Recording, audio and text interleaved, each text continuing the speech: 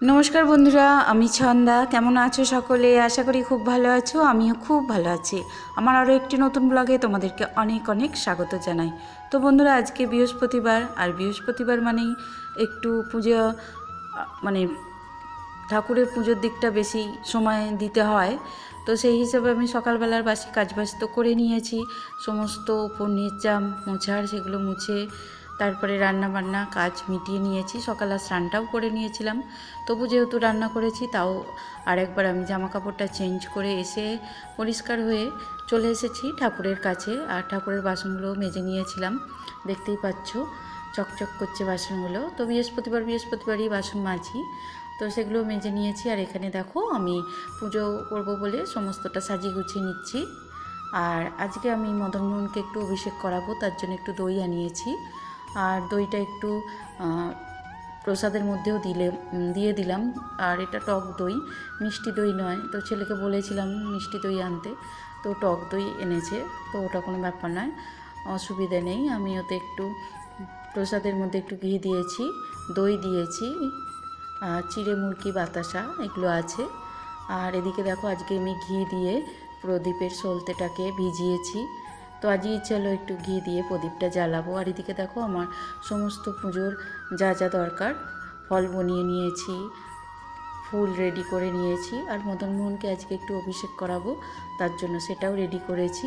দই দিয়ে, মধু দিয়ে, আর ঘি দিয়ে, আর অগ্রু দিয়ে সমস্তটা একসাথে মিশিয়ে মদনমোহনের সারা শরীরে সুন্দর করে মাখিয়ে দিয়ে তারপরে পুরোটায় গঙ্গা জল দিয়ে স্নানটা করিয়ে নেব। তো যে জামা কাপড়গুলো পরেছিল সেগুলো আমি প্রথমে ছাড়িয়ে নিলাম।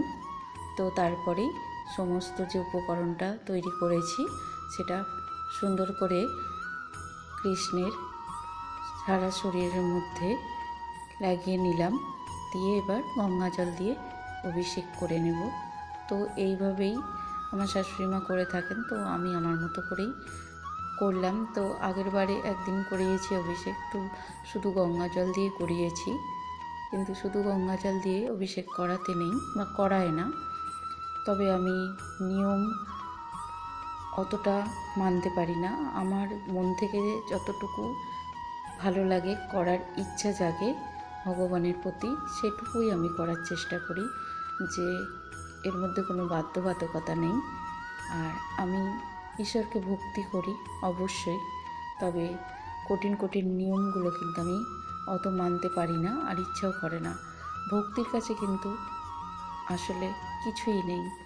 সে তুমি যেভাবেই ভগবানের পুজো করো না কেন, ভগবানকে যা কিছু নিবেদন করো না কেন, ভগবান যেমন একটা বাতাসাতেও সন্তুষ্ট হয়, তেমন পঞ্চব্যঞ্জনেও সন্তুষ্ট হয়। তবে তোমার কতটা ভক্তি আছে সেটার উপরও কিন্তু নির্ভর করে। তবে এগুলো হচ্ছে তর্কের ব্যাপার। তো আমি তর্কে যেতে রাজি নই। আমি সবসময় আমার শাশুড়িমাকেও বলি যে ভক্তিটাই হচ্ছে আসল, বাকি তো যে সমস্ত নিয়ম সেগুলো নিয়মের মতো করেই মানা উচিত, আর কিছু নয়। তো দেখো এদিকে আমার রাধারানীরও স্নান হয়ে গেছে। আর এই তো রাধারানী শাড়িটা চেঞ্জ করে দিয়ে নতুন একটা পরিয়ে দিচ্ছি রাধা ড্রেস, যেটা গোপী ড্রেস বলে। তো সেটাকে একটু অন্যভাবে আমি পরাবার চেষ্টা করলাম, কতটা পেরেছি জানি না, তবে রাধারানীকে বেশ সুন্দর লাগছে। আর এই গয়নাগুলো যেগুলো আমি পরাচ্ছি সেগুলো আমি নিজের পছন্দ করে কিনে এনেছি, আমার তো বেশ ভালো লাগে। তো মনটা খুব শান্তি লাগছিল জানো তো। আর সত্যি বলছি, ভগবানের কাছে যখন আসি তখন কিন্তু মনটা একদমই অন্যরকম হয়ে যায়। তখন এই মানে আলাদা যে সমস্ত বাজে চিন্তা সেগুলো কিন্তু মন থেকে দূরে সরে যায়। তো যাই হোক বন্ধুরা, আজকের ব্লগটা তোমাদের কেমন লাগলো জানাতে ভুলো না। পারলে একটা লাইক করে দিও। যারা আমার চ্যানেলে নতুন, চ্যানেলটা সাবস্ক্রাইব করে পাশে থেকো। সকলের ভালো হোক।